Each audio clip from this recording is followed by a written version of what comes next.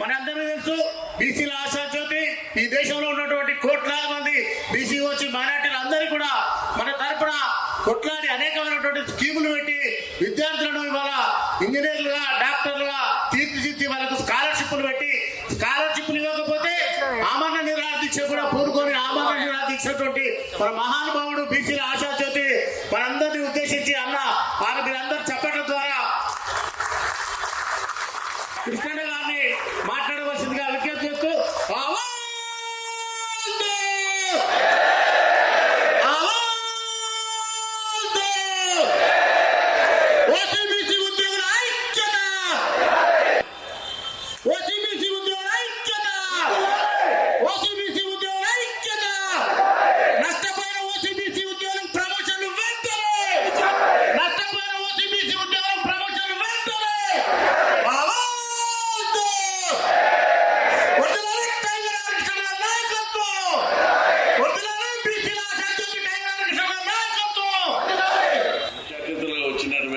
కుమారస్వామి గారికి, సుధాకర్ రెడ్డి గారికి, భానుప్రకాష్ గారికి, మరి వేలాదిగా వాన కురుస్తున్న వాగులు వంకలు తెగిపోయిన రోడ్లు జామ్ అయిన ఇవన్నీ లెక్క చేయకుండా 7-8 మంది ఇక్కడికి రావడం చిన్న విషయం కాదు.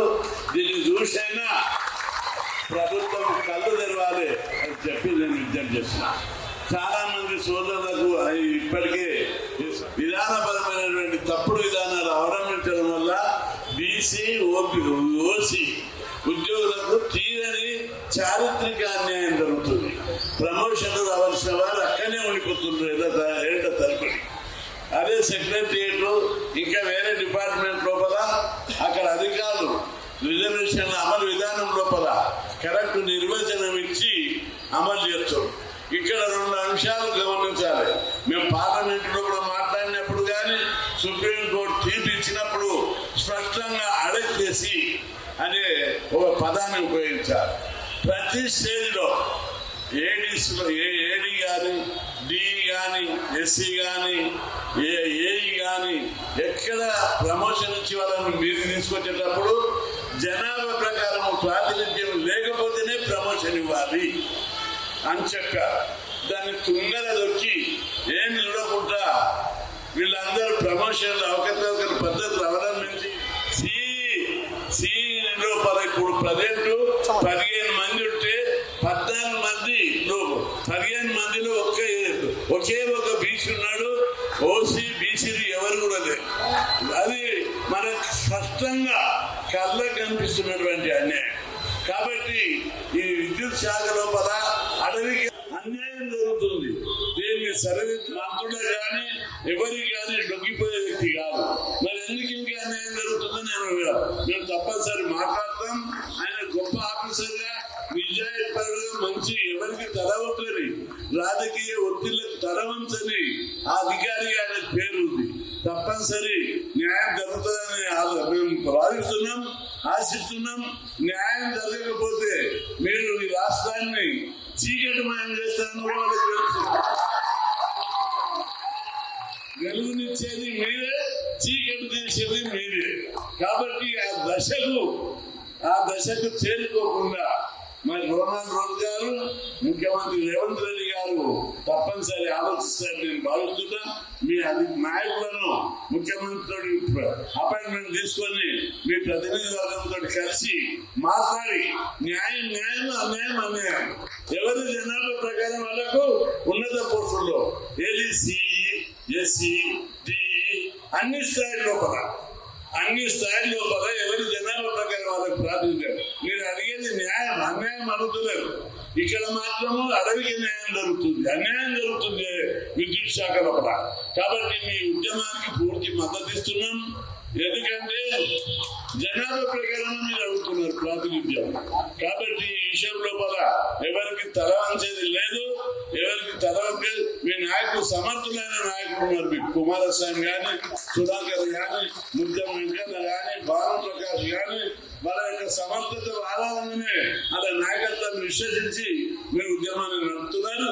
మీకు నేను తప్పనిసరి మీకు సరైన న్యాయం జరిగే వరకు సుప్రీంకోర్టు తీర్పు ప్రకారం చట్టాలకు లోబడి మీ అందరికీ ప్రమోషన్ ఇచ్చే విధంగా విధానాలు మార్చుకోవాలి. విధానాలు మార్చుకొని అన్ని వర్గాలకు సమన్వయం జరిగేటట్టుగా చర్యలు తీసుకోవాలి. సిఈ లోపల అన్యాయం జరుగుతుంది, ఎస్సీ లోపల అన్యాయం జరుగుతుంది, డి లోపల అన్యాయం జరుగుతుంది.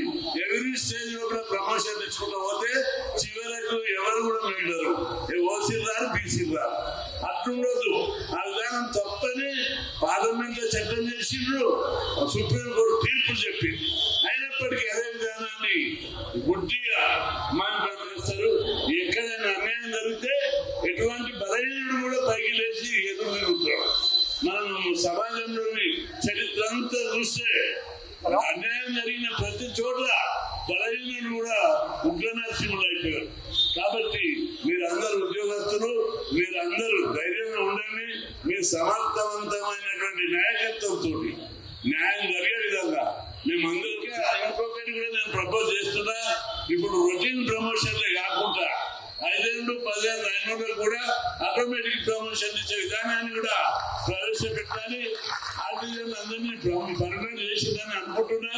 చేయకపోతే వాళ్ళని కూడా ప్రమోషన్ చేయాలి. అవుట్ సోర్సింగ్ దేని ఎవరున్నా వాళ్ళందరినీ కాంట్రాక్ట్ లో మార్చి పర్మనెంట్ చేసే విధంగా మనం ఎందుకంటే మంచి ఊపు మీద ఉన్నారు మనోళ్ళు అందరూ. జోరుదారు ఒక్కొక్కరిని చూస్తుంటే ఎగిరి పడుతున్నారు వీళ్ళందరూ. ఇదే ఊపులో వల్ల పర్మనెంట్ కూడా అందరినీ నిర్మించాలి, టెంపరీ వాళ్ళందరినీ అని చెప్పి కుమారస్వామి గారికి, సుధాకర్ గారికి మనవి చేస్తూ మీ ఉద్యమానికి మేము పూర్తి మద్దతు ఇస్తామని. ఇందులో న్యాయం ఉంది. మన దేశం యొక్క సాంప్రదాయం ఏంటిది? న్యాయమేవే జయతే, ధర్మమేవే జయతే, సత్యమేవే జయతే. ధర్మం, న్యాయం, సత్యం మీ పక్షాన ఉంది. తప్పనిసరి మీరు గెలుస్తారు.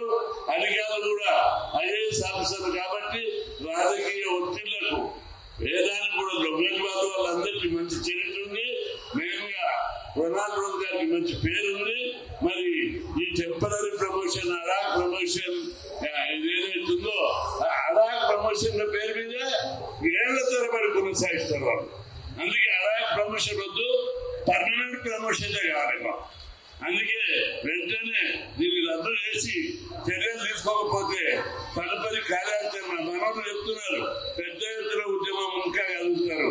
వానలు వచ్చినాయి, వరదలు వచ్చినాయి, ప్రజలు ఇబ్బందులు ఉన్నారు, కరెంటు బంద్ చేయొద్దు, వాళ్ళకి సప్లై చేయాలని చాలా మందికి మేము ఫోన్ నిన్నటి నుంచి కూడా ఎంకైనా ఫోన్ చేస్తుండ్రు, కుమారస్వామి కూడా ఫోన్ చేస్తున్నారు.